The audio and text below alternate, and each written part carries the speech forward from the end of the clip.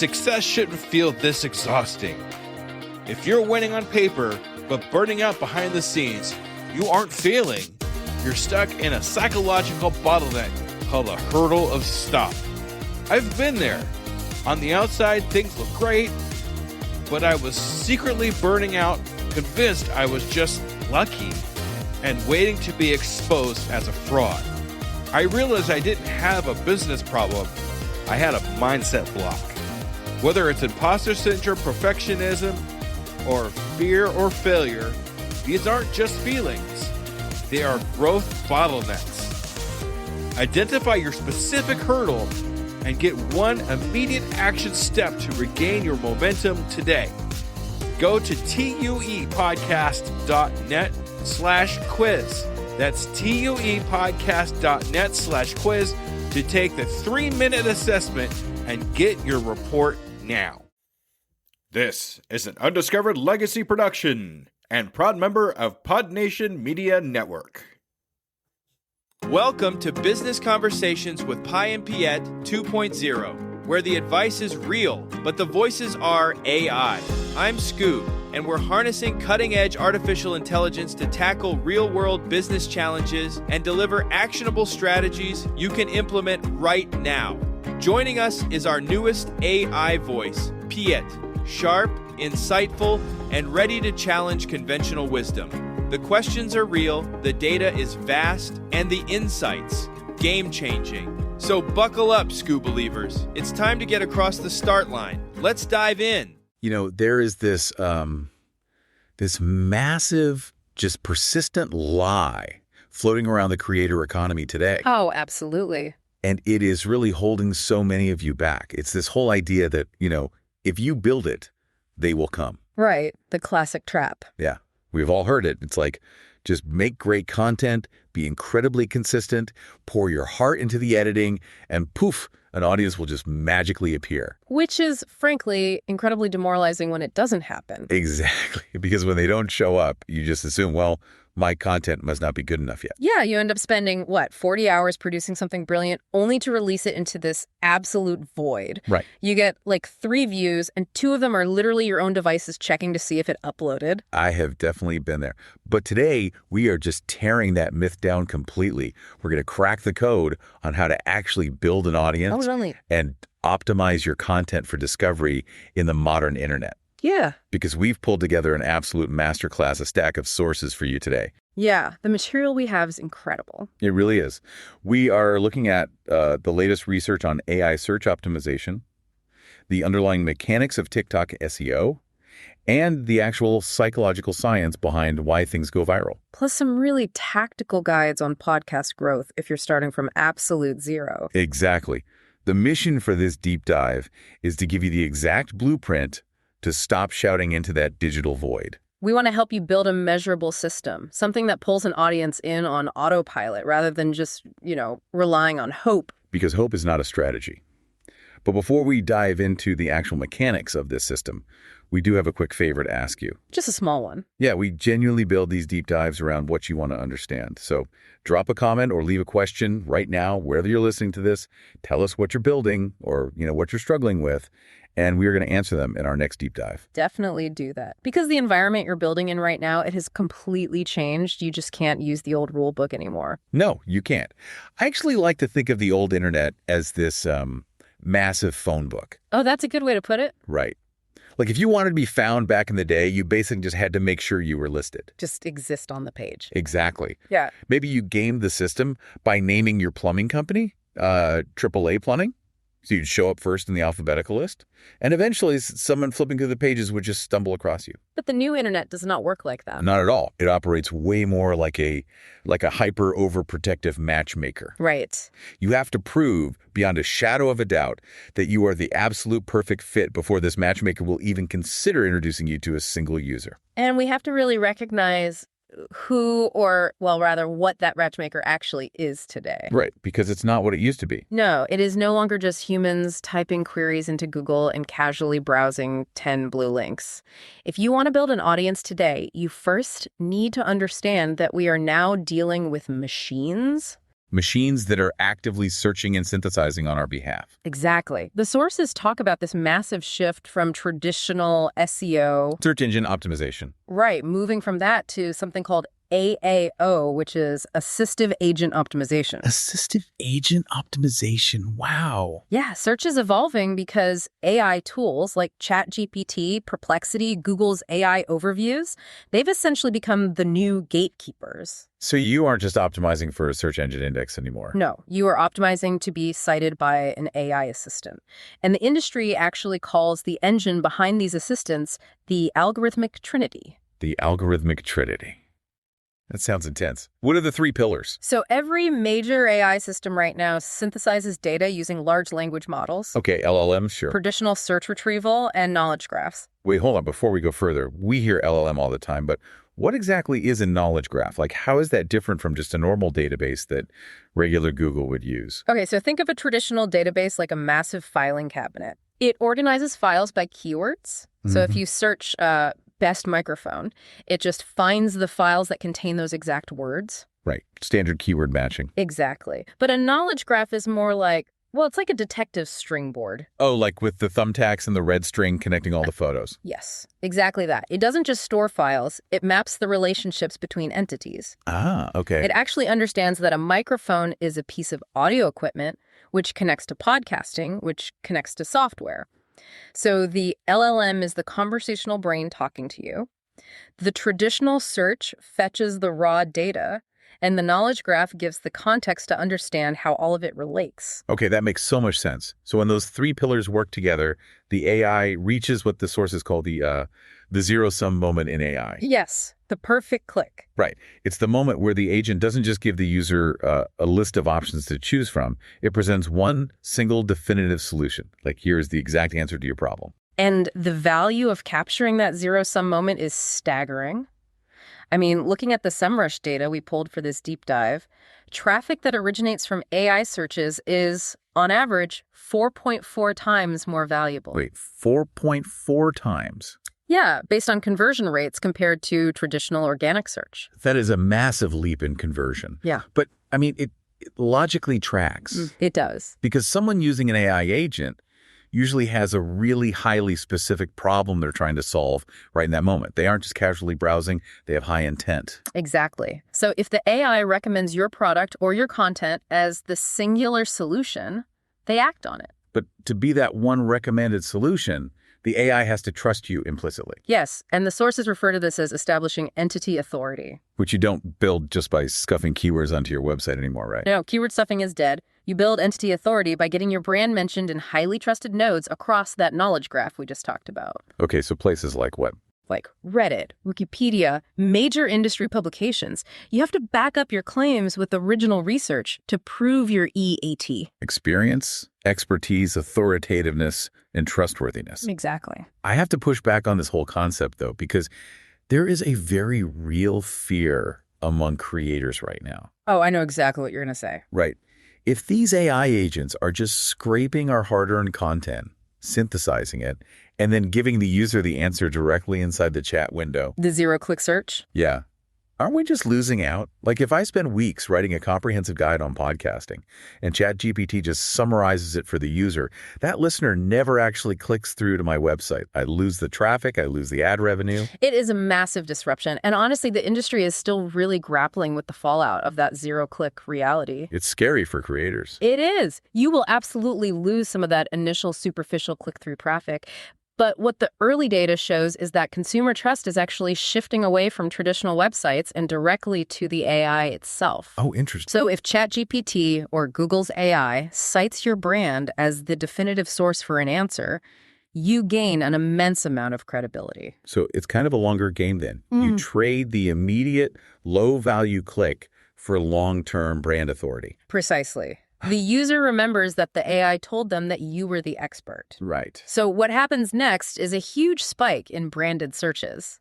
They bypass generic searches later on and just seek you out directly when they're actually ready to buy a product or hire a consultant or subscribe to a deep dive. Wow. So you really have to treat the AI like the ultimate referral partner rather than an enemy that's just stealing your page views? You really do. And that logic doesn't just apply to chatbots either. I think the overarching theme in our sources here is that algorithms are doing the recommending literally everywhere. Everywhere. Which means we have to treat modern social platforms and podcast apps exactly like the search engines they are. Right. Let's look at how this plays out visually on TikTok, for example. Because according to Google's own internal data, nearly 40% of Gen Z prefers searching TikTok over Google Maps or traditional search when they're looking for something. 40%? Yeah. Whether that's a lunch spot or like a makeup tutorial, 40% of an entire generation is using a short-form video app as their primary search engine. Which completely redefines how you should be creating for that platform. Totally. Because if you were just chasing the For You page, the FYP, you're basically playing a slot machine. Oh, 100%. You might get a massive spike in views if a video randomly hits, but the sources show that FYP traffic almost always dies off entirely after 48 hours. It's just gone. Whereas mastering TikTok SEO means you are building a library. Videos that are optimized for search can generate steady views for years. Years. Because the algorithm is actively indexing your content to serve as answers to future queries. So how do we actually do that? Well, the sources outlined 4 primary ranking factors for TikTok SEO. And honestly, they all revolve around making your content machine readable. Okay, so factor 1 is spoken keywords. You must actually say your target keyword out loud within the first 5 seconds of the video. And this makes perfect mechanical sense when you think about it. As soon as you upload a video, the AI transcribes the audio almost instantly. Right, it's reading what you're saying. Exactly. So if you wait until minute 2 to say what the video is actually about, the algorithm doesn't know how to categorize it during those crucial first milliseconds when it's deciding who to test the video on. That is so important. Okay, so what's the second factor? The second factor is text overlays. The algorithm actually physically reads the pixels of the text you put on the screen. Okay, so spoken words and visual text. Yep. And the third factor is your captions and hashtags. And the advice across the board here is to absolutely stop using generic tags like ditch hashtag Delpip or hashtag viral. It's so funny. People think those tags are like magic spells to get views. They really do. But from an algorithmic perspective, using hashtag Delpip is like, it's like putting a blank sticker over a barcode. That's a great analogy. Right. The scanner at the algorithmic checkout counter needs to know exactly what aisle your content belongs in. So a generic hashtag just forces the algorithm to spend extra computational energy trying to figure out what your video actually is. And if you make it work too hard, it drops you. It just moves to the next piece of content. So put the right barcode on it. Use highly specific tags. Exactly. And then the fourth factor is user interaction, specifically watch time and completion rate. If the algorithm serves your video as an answer to a search, does the user actually watch it, or do they immediately bounce? Right. And this exact same search logic applies so beautifully to podcasts, too, because listeners don't just mindlessly browse. They use the search bars in Apple Podcasts and Spotify to find solutions to very specific problems. Oh, absolutely. Stephanie Gass outlines this brilliantly in her podcast Growth Guide. She insists that you have to define a hyper-specific target avatar. Yeah, she literally names her avatar Lola. Right. You have to figure out Lola's deepest pain points. Like, what is Lola actually typing into the Spotify search bar at 2 a.m. when she can't sleep because she's so stressed out? And Gass introduces this concept called the TSAK Formula to target that. TSAK, it stands for title, subtitle, author, keyword. So how does that look in practice? Basically, you use dashes in your podcast title to stuff in long-tail keywords that match those 2 a.m. searches. So instead of naming your show something vague and clever, like, the parenting hour, which tells the machine absolutely nothing. Right. You name it. The parenting hour, meal planning for picky kids, toddler tantrums, sleep training. Yes. You are feeding the search engine exactly the text string it needs to match with Lola's query. But, and this is a massive but, here SEO and barcodes only get you scanned. Right. You've optimized the title, the algorithm found you, and it served your content to the user. But if your content doesn't connect emotionally within the first few seconds, the user leaves. And the algorithm drops your ranking instantly. The machine tracks the dreaded swipe away. Exactly. The barcode gets them in the door, but human psychology is what keeps them in the room. So we really need to explore the psychology of getting people to not just stay, but to share. Because shares are the ultimate algorithmic fuel. They are. The algorithm views a share as the highest possible endorsement that a piece of content is actually valuable. And the sources break down the psychology of virality into 4 key ingredients. They are an emotional trigger, high relatability, timing, and algorithmic fit. And a huge driver of all of this is social currency. Social currency. I love that term. Yeah, people rarely share your content just because they think it's objectively high quality. They share it because sharing makes them look a certain way to their peers. Right. Makes them look smart or helpful or just perfectly expresses their own identity. Yeah. We use other people's content as a proxy to tell the world who we are. Exactly. And the research shows that the emotions that drive this kind of sharing are typically high arousal emotions. Let's look at a classic example. The famous Dollar Shave Club launch video. Oh, textbook example. Right. It's a textbook example of high arousal emotion. It triggered pure joy through really sharp, unexpected humor, but it also tapped into this sort of righteous anger about the absurdity of overpriced razors. Yes, it presented a highly relatable problem and offered a clear, cheap solution. That high arousal emotional cocktail made people feel incredibly savvy for sharing it. Like, hey, look at this smart thing I found. Now, contrast that with the viral Nathan Apodaca video.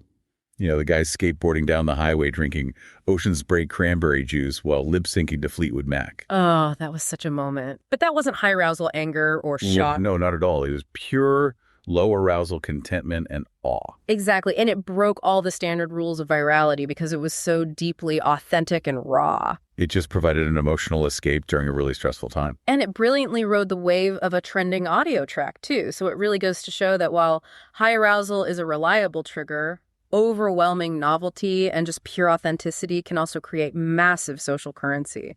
But I have to ask, doesn't focusing so heavily on triggering emotions, especially those high arousal ones like shock or anger, doesn't that just push creators toward clickbait and outrage farming? That is a very valid concern. Because I feel like we see so much of that online. People just manufacturing anger to hack the algorithm. It is so exhausting. It's a very real trap. And unfortunately, cheap outrage does work in the short term. It gets the immediate click. Right.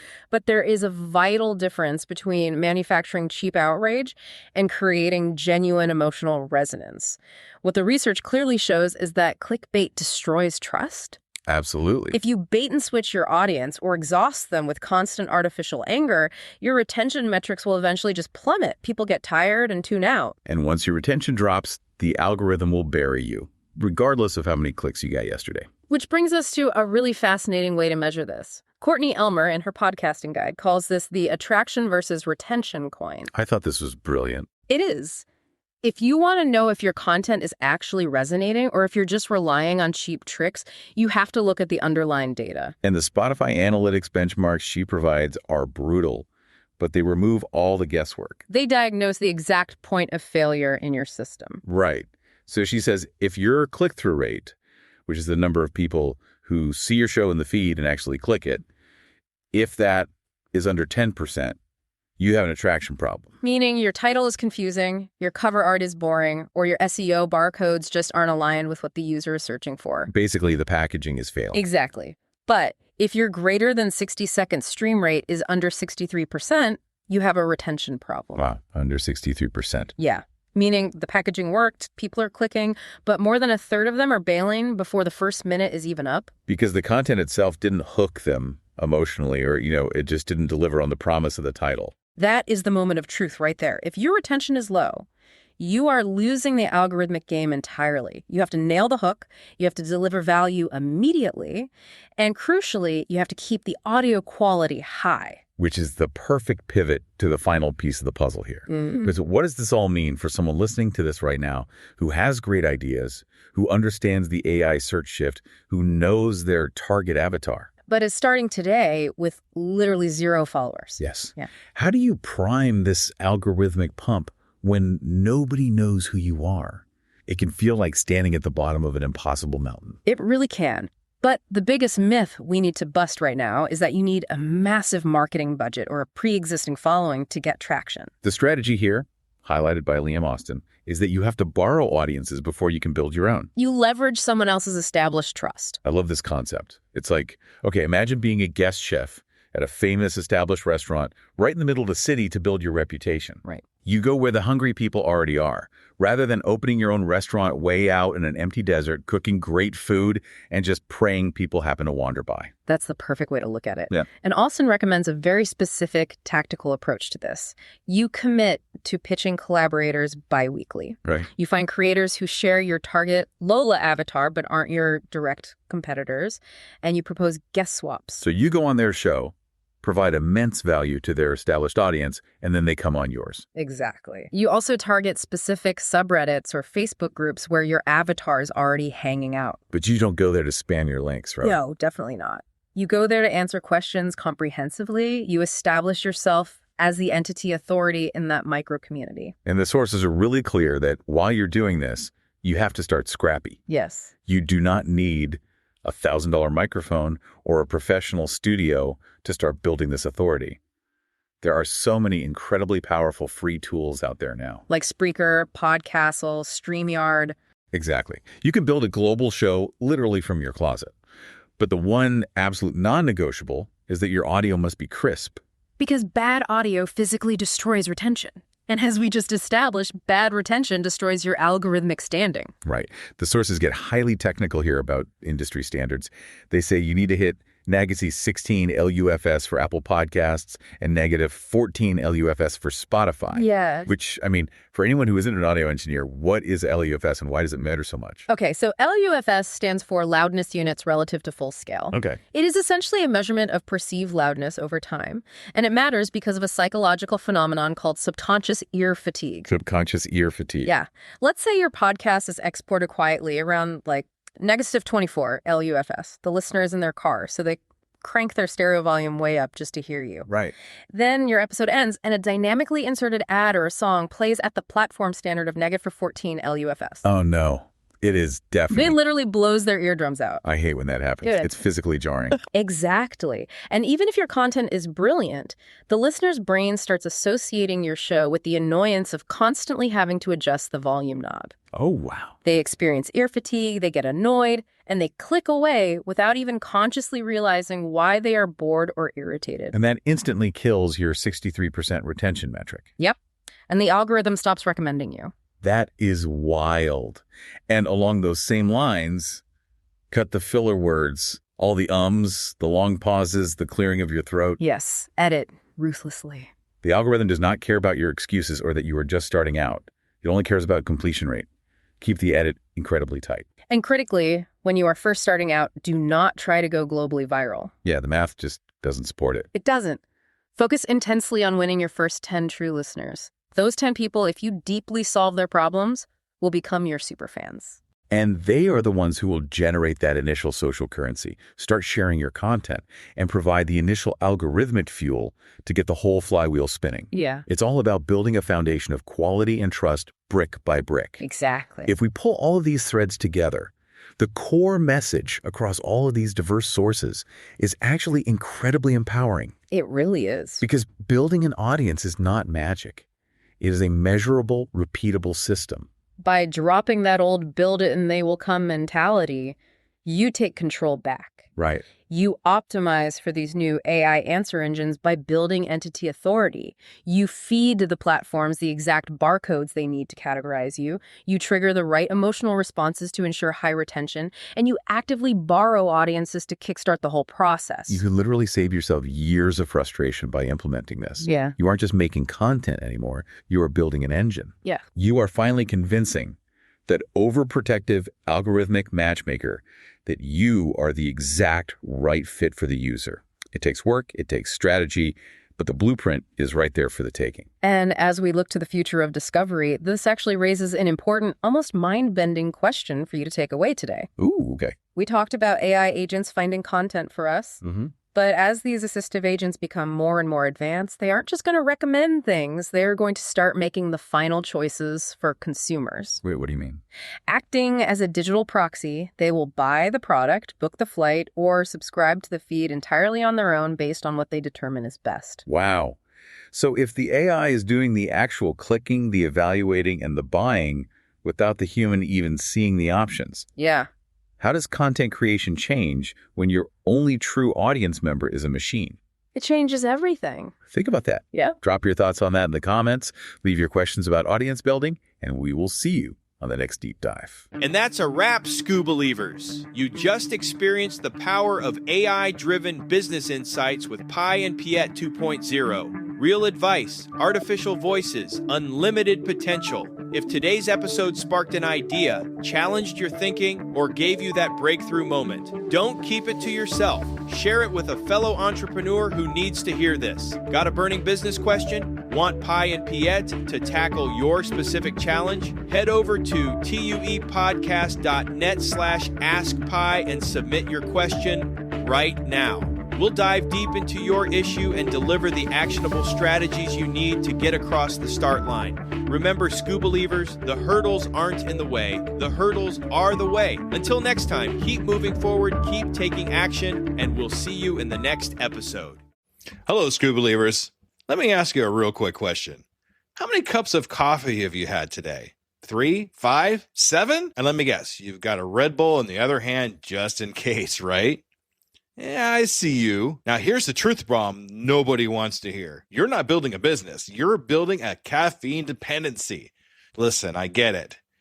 When you're grinding 12, 14, 16-hour days, you're building something from nothing. When you've got payroll to meet, investors to impress, and visions that won't wait. You need fuel. But what if I told you that the fuel that you're using is actually slowing you down? What if the very thing that you think is keeping you sharp is actually making you dull? Enter Rise Coffee.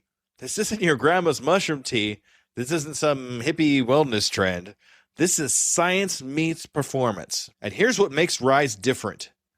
Less than half the caffeine of a regular cup of coffee. But here's the kicker. You won't miss it. 6 organic powerhouse mushrooms, including cordyceps, what Olympic athletes use, and lion's mane, what Silicon Valley biohackers swear by. Sustained energy that doesn't spike and crash. We're talking smooth, clean power from morning to moonlight. Crystal clear focus without the jitters.